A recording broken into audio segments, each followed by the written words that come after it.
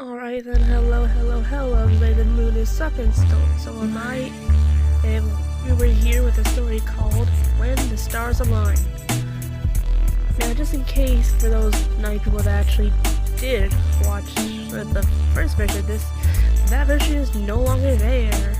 It's because I have updated and I want to make a better and I made a slightly better version. Excuse me, I gotta go die in a corner real quick. Sorry about that. And I was trying to do something like a little bit out of the ordinary, like I was trying to be a little bit more professional, but I kept messing it up, and I don't want my phone to overheat due to all the editing that I have to do while it's charging. And I'm not too much, I'm still sick, so we're just gonna do a retake of Samuel. And I am so happy I finally got the dark setting into work. Anyways, there's something under your bed. There's something in your closet too.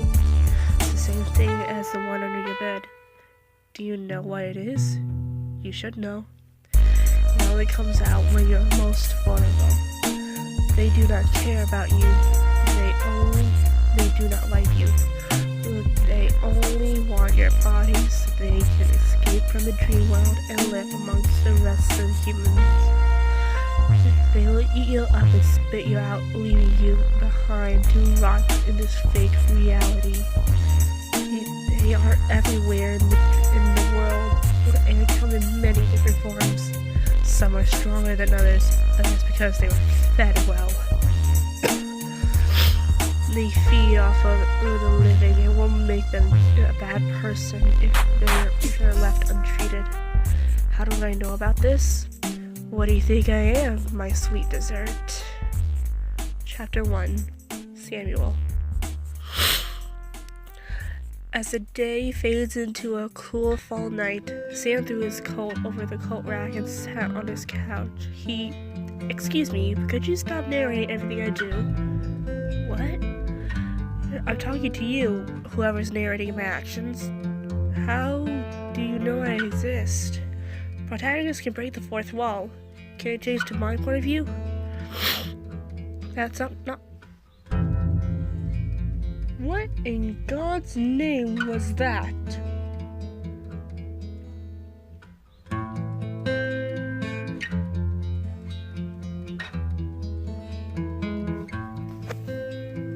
I'm just gonna close the door. Stuff it's a little more quiet. Cause I seriously don't know what the hell that was. I don't even know if the video even caught that. Anyways, where was I? Oh yes, that's not up to me, Sam. It's up to the author, and she can easily let you die at the end of the story if you want to keep disrespecting the way life comes before you. That's what I thought. And now where was I? Ah yes. Sam is a fine gentleman. He made a decent living with his job, and due to donations to his YouTube channel, the Salmon Games, which by the way should be pretty obvious who I'm referring to with that channel, or the edit in the channel, he's able to have a roof over his head. His fans are happy to help him due to the charm he has in his aura,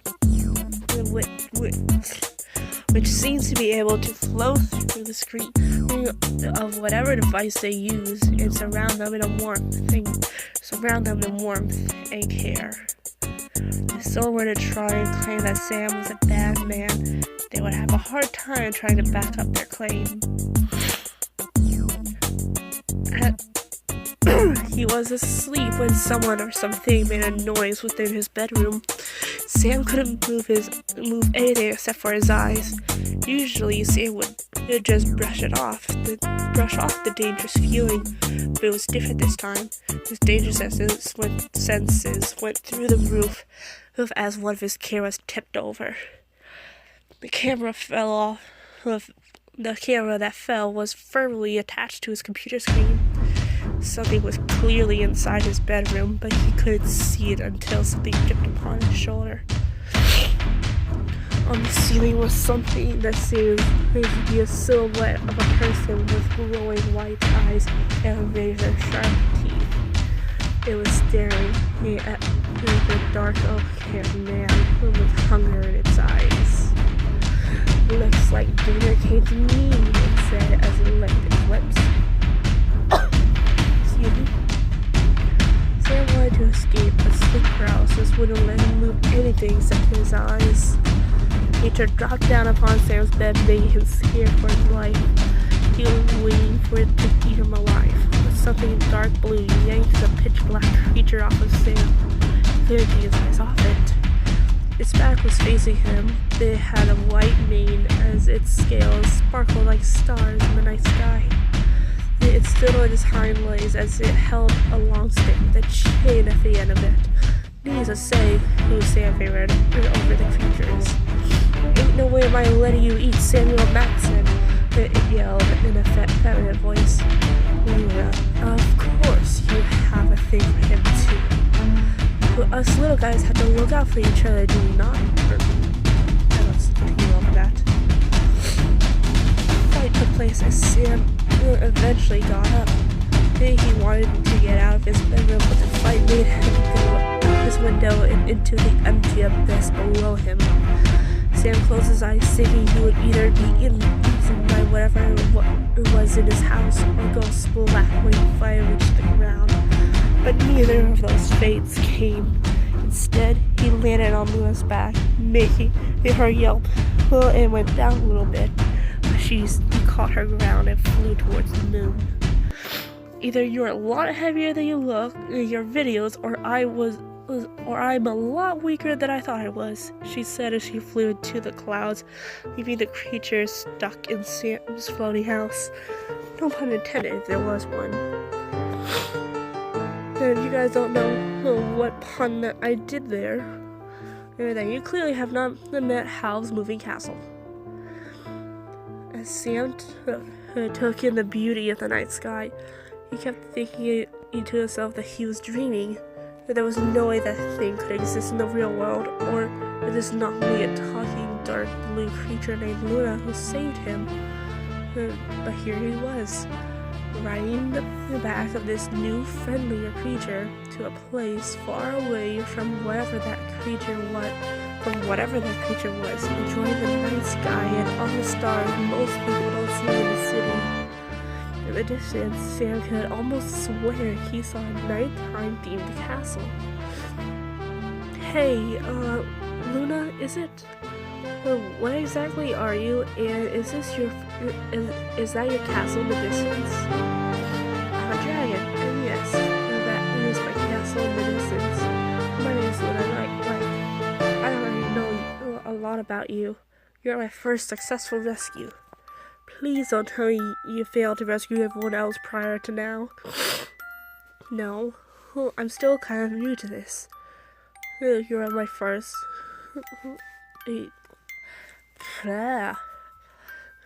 "I just got my castle fixed last night after I helped Chris save my soul brother. You're my first successful rescue." "Wait, what?" "I said you're my first successful rescue. Anyways, you should be transforming soon. When we get to the castle, you should take the form of whatever you believe you are, or whatever you really are on the inside. I got lucky with my dragon form, but I guess that's what happens when you're born in the year of the dragon, feel like a dragon, and claim to be one on your YouTube channel. Seriously? If Gar claims to be a wolf demon, then I get all the right in the world to be the daughter of the moon and half dragon. And that is true, by the way. Garuka Blue Moon does say he is a wolf demon. So if he has So if he could do that, then I'm able to be the daughter of the moon and half dragon. And so, Sorry. Sam tried his best to hold back his laughter, but Luna could tell he was just like the others who hear her story for the first time. I'm sorry, I really am, but I can't control it. I'm used to it. We're here. Sam couldn't take his eyes off it. The castle was layered with snow as the moon made it shine like diamonds. The trees could be seen along the edge of the castle with a light coat of snow as some woodland creatures made little paw prints in the snow. A fountain was present in the very middle of the castle walls, untouched by the cold, signifying that it was the garden of the castle, as flags of a rainbow wing with a photo native elf flowed in the wind. Luna plopped right at the base of the pancake. She clearly didn't think she was that weak or that Sam was that heavy, or else she would have planned the rescue a bit better. Thank God we finally made it back, she said as Sam got off her. Another second of you on my back and I probably would have fallen from the sky. No offense, but I'm weak as hell. Well, it's okay. But where are we? What happened to my home? Oh yeah, that wasn't your home. What? I mean, it looked like it, but it wasn't. Look, this isn't reality. I could have told you that. Shut up. Anyways, if this was reality, then there would be no nightmares there. Here I am trying to change what I wrote, but apparently I can't do that when I speak. So take 2 on the line. On reading this. I mean, it looked like it, but it wasn't. Look, this isn't reality. There will be no nightmares in reality unless they manage to break a peep and steal their body, making them a terrible being. What are you talking about? If this is the real, then this has to be a dream. Well, this is real, but it also isn't. Yes, we are in the world of dreams, but you're not physically here. You're safe and sound in your bed within your home, which is still attached to the ground. This place is real, but it can only be accessed when your soul leaves your body, which happens when you dream, or in a coma. So this is a realistic dream with actual monsters in it that takes control of a human's body. Pretty much. And I'm a part of the peeps that saved the humans. Now you're one of us. But that doesn't make you invincible, Sam. It's still highly possible to become a victim as a savior, no matter how many people you save. How do you become one? That's a story for another time. For now, I'm taking you inside. Luna whistled at... Luna whistled. Oh my god. If anyone out there can actually say Luna whistled 5 times fast without messing up, then power to you. Luna whistled, telling her creations, or her children as she calls them, that she has returned home. The drawbridge lowered before them as some of Luna's children came out from the unfrozen water, while others flew in from above. Most of them were girls that looked similar to Luna. Who are they? Are they your siblings? No, they are story characters from my head. Okay, I just wanted to check that the last... Oopsies! I just wanted to check to make sure that the last paragraph didn't reveal anything too much of what I'm trying to do. Because the first time I typed this up, it accidentally revealed a little bit too much, which made Sam seem like a pretty stupid person. And if anyone knows Samuel Matson or Mason, it's like Mason, I think that's how it is. That was Madsen, who with instead of the T's, it's AD. Like,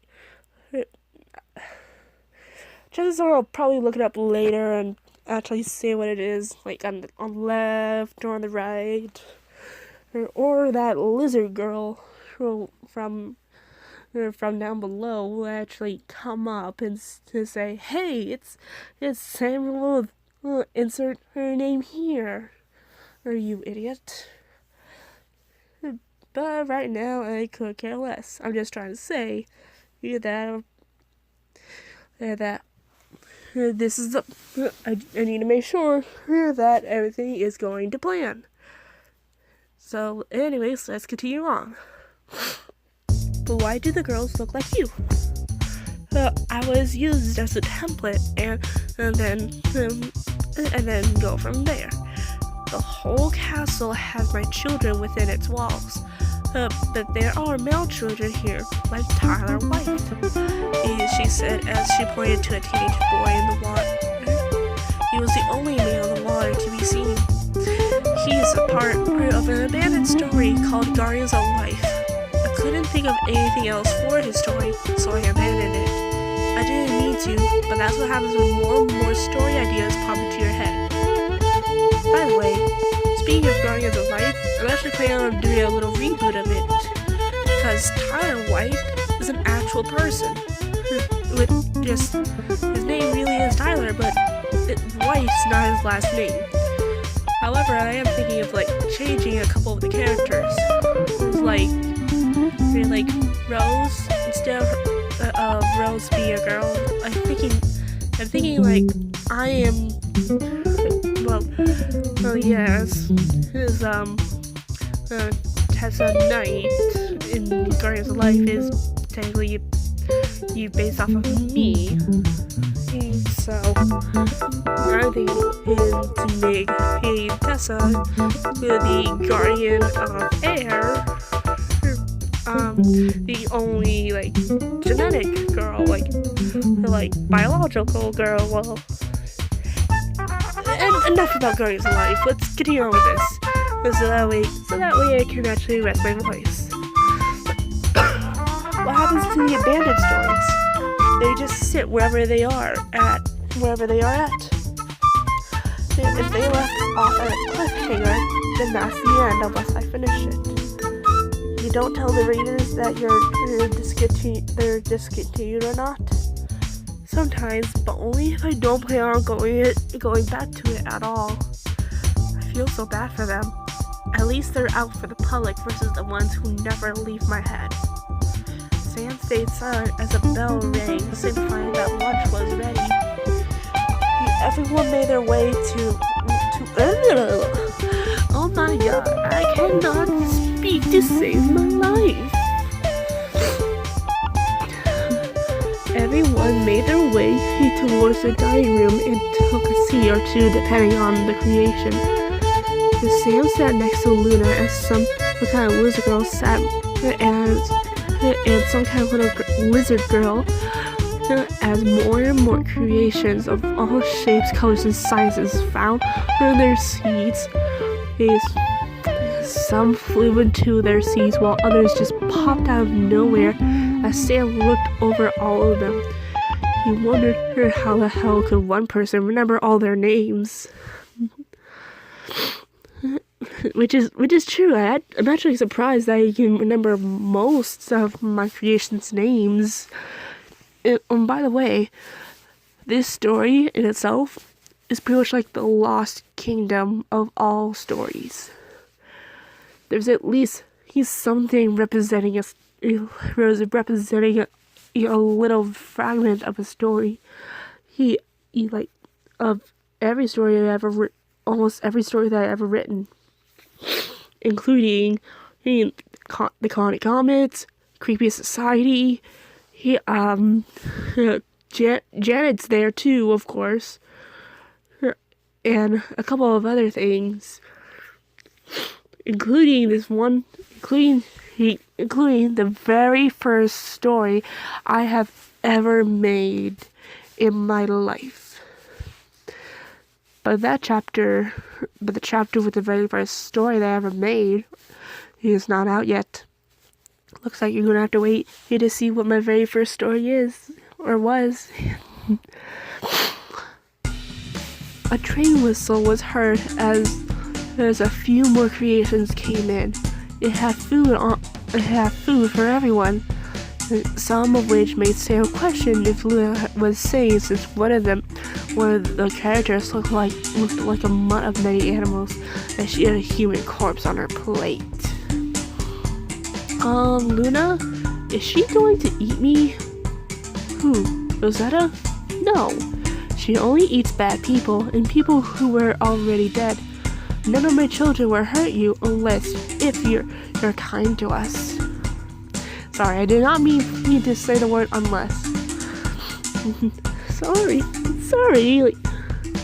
If Sam were to be mean to the children, then they would try and hurt him. That's what I'm trying to say. If he's kind, then they're cool. Continuing on. Mother Luna.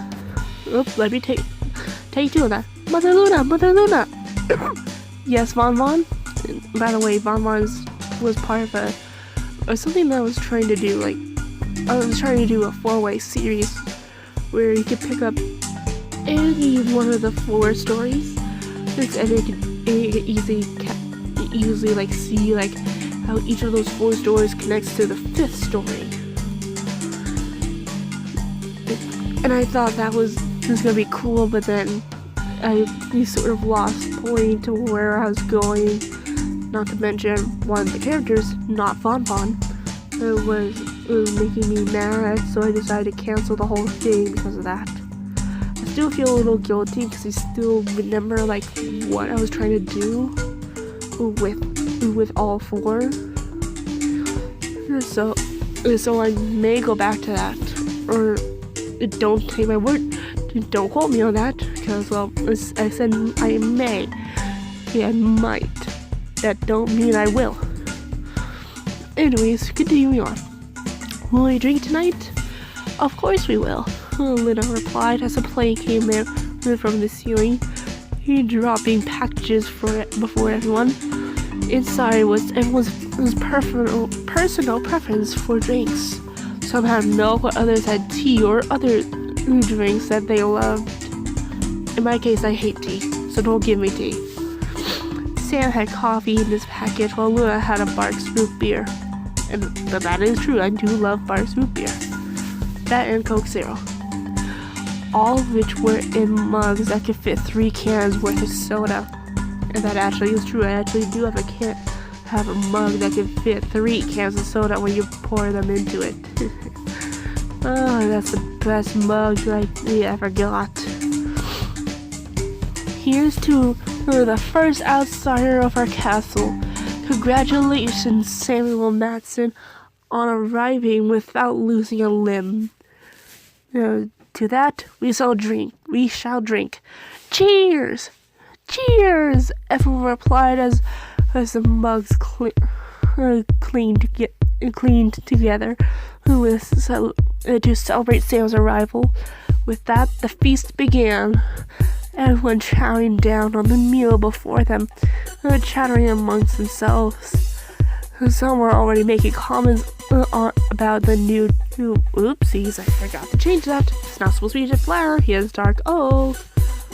And why isn't that going away? Go away. Shoot. Get in the corner. Get in the corner. Thank you. It's supposed to be dark oak because that's what the game Sam has, not jet black. Continuing on.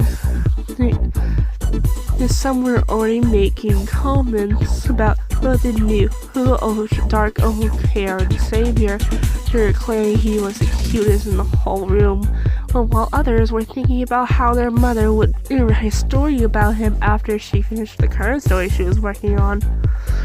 Sam pretended not to notice, but when Luna's creations were pointing at him, he felt a little embarrassed, to say the least. Sam, what's wrong? Do you not like your rabbit stew with bacon strips? I do, but why are they pointing at me? They're probably saying nice things about you. My creations call you Mother Luna because they share something in common with me. Yeah, they all share a big heart, just like me. They're probably just shy on saying what they think of you. Sam nodded as he continued eating his meal. He sometimes would take a quick glare at Luna, just to get a better look at her. Her scales were dark blue, which sparkled but a little in the light, matching the night sky, while her mane was white as the moon. Sam thought it could also be red when the blood moon, like the blood moon he saw last night. Her body almost had a human-like appeal to it. She only had 4 fingers, and her claws didn't look too sharp. Yeah, but the one feature that didn't quite fit in was her eyes. You'd think that a dragon of the night would have eyes to match the rest of their looks, but that didn't apply to Luna's eyes. Her chocolate brown eyes were definitely human. Sorry. After dinner, everyone went their own ways, helping out their people from their own story. Hanging out is not helping, it's hanging, you idiot.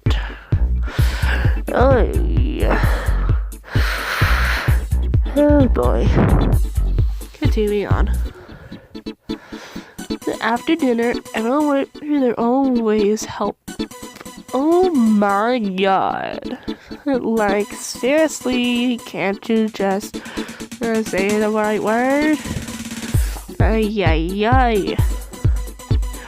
After dinner, everyone went their own ways, hanging out, either with the people from their own story, or talking to other children that fit their category, or anyone else in general. Luna smiles as her children enjoy themselves and try to make Sam feel at home. That was a common thing for Luna. Luna was a protective, kind, and quiet person, but she will never shut up if she starts talking about her stories. She was passionate about every character she has, since they represent something she likes. Every character she made had a soul that was connected to her own.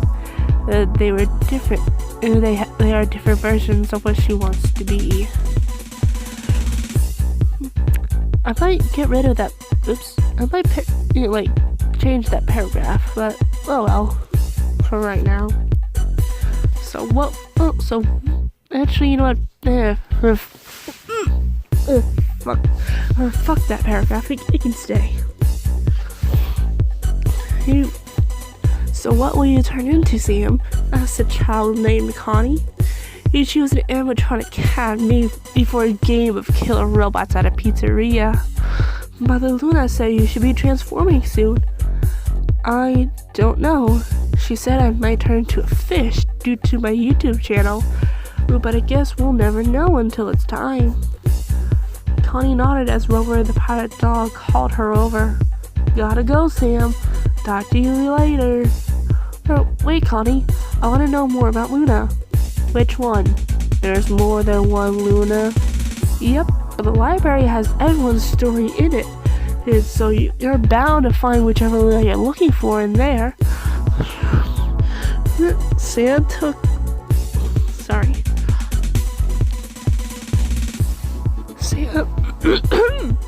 Excuse me, Jesus.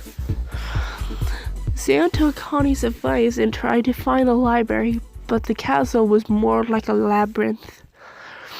Around every corner, more and more doors were present, either with labels or pictures of their respective genre. And while the castle felt cluttered, it also felt organized yet unorganized at the same time.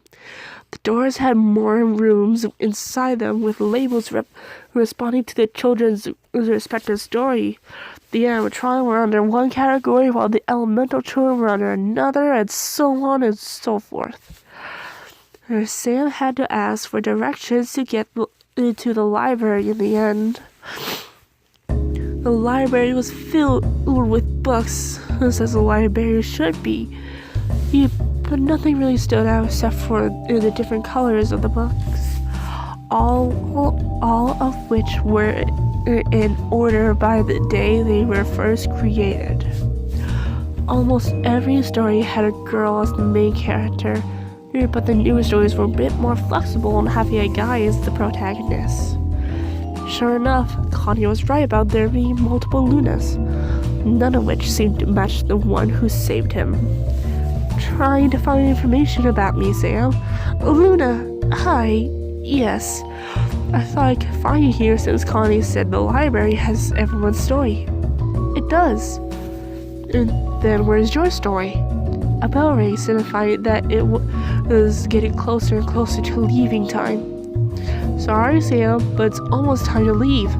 We have to save them before the nightmares get to him or her and make them into a bad person. Come with me. Sam Oops.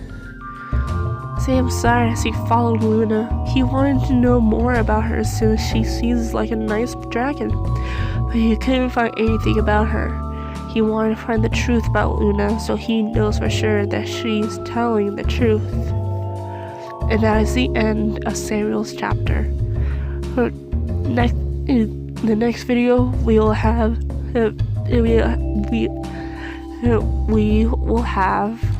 Jay.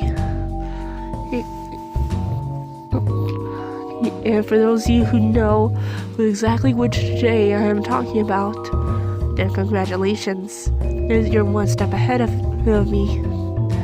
But for now, I'm gonna have to call it.